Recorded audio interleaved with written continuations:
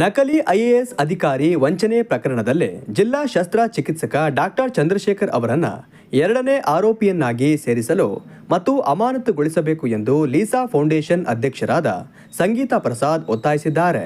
IAS officer ಅಂತ ಅನ್ಕೊಂಡ್ಬಿಟ್ಟು ತುಂಬಾ medical ಹತ್ರ ಕೋಟ್ಯಾಂತರ ರೂಪಾಯಿ ಎಲ್ಲ ಆಫರ್ ಮಾಡಿಬಿಟ್ಟು ನೀವೇನಾದ್ರು ನನಗೆ ಇಷ್ಟು ಕೋಟಿ ಅಂತ ಕೊಟ್ಟರೆ ನಾವೇನು ನಮ್ಮ ಸರ್ಕಾರಿ ಆಸ್ಪತ್ರೆ ಜಿಲ್ಲಾಸ್ಪತ್ರೆ ಇದೆಯಲ್ಲ ಚಿಕ್ಕಮಂಗ್ಳೂರು ಅಲ್ಲಿಗೆ ನಿಮಗೆ ಮೆಡಿಸನ್ನ ಸಪ್ಲೈ ಮಾಡೋದಕ್ಕೆ ಅಂತ ಆದೇಶನ ಮಾಡಿಕೊಡ್ತೀನಿ ಅಂತ ತುಂಬ ಮೆಡಿಕಲ್ಗೆಲ್ಲ ಆಫರ್ ಮಾಡಿದ್ದಾರೆ. ಅದರಲ್ಲಿ ಮೊನ್ನೆ ಒಂದು ಕಂಪ್ಲೇಂಟ್ ಆಯಿತು.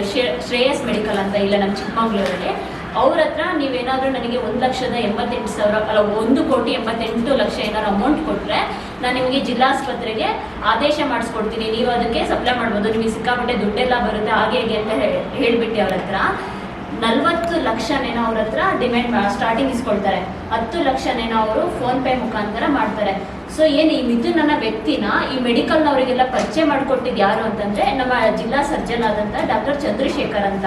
ಬೆಂಗಳೂರಿನ ಅಮೃತಹಳ್ಳಿ ಪೊಲೀಸ್ ಠಾಣೆಯಲ್ಲಿ ದಾಖಲಾಗಿರುವ ಎಫ್ಐಆರ್ ಪ್ರಕಾರ ಆರೋಪಿ ಮಿಥುನ್ A1 ಎಂಬುವವರು ತಮ್ಮನ್ನ ಐಎಎಸ್ ಅಧಿಕಾರಿ ಎಂದು ಬಿಂಬಿಸಿಕೊಂಡು ವಂಚನೆ ಎಸಗಿರುವುದು ದೃಢಪಟ್ಟಿದೆ ಎಂದು ಸುದ್ದಿಗೋಷ್ಠಿಯಲ್ಲಿ ಆರೋಪಿಸಿದ್ದಾರೆ.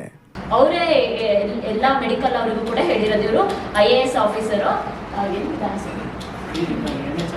NHM ಅಲ್ಲಿ ಕೆಲಸ ಮಾಡ್ತಾರೆ.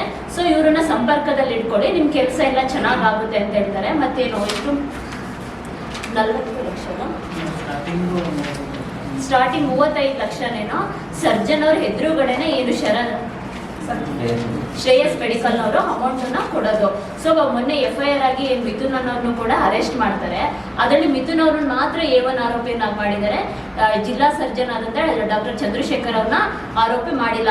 ನಮ್ಮ ಏನು ಅಂತಂದ್ರೆ ಜಿಲ್ಲಾ ಸರ್ಜನ್ ಅವರನ್ನೇ A1 ಆರೋಪಿ ಮಾಡ್ಬೇಕು. ಯಾಕೆಂದ್ರೆ ಅವರು ಇನ್ಫ್ಲೂಯೆನ್ಸ್ ಇಂದಾನೆ ಎಲ್ಲರೂ ಸಹ ಅಮೌಂಟ್ ಕೊಟ್ಟಿರೋದು, ಅವ್ರನ್ನ A1 ಆರೋಪಿಯಾಗಿ ಸೇರ್ಪಡೆ ಮಾಡಬೇಕು ಅನ್ನೋದು ಒಂದು. ಸುದ್ದಿಗೋಷ್ಠಿಯಲ್ಲಿ ಲೀಸಾ ಫೌಂಡೇಶನ್ ಸದಸ್ಯರಾದ ಡಿಂಪಲ್, ಶರತ್, ಕೇಶವಮೂರ್ತಿ, ನರಸಿಂಹಮೂರ್ತಿ, ಮೋಹನ್ ಉಪಸ್ಥಿತರಿದ್ದರು.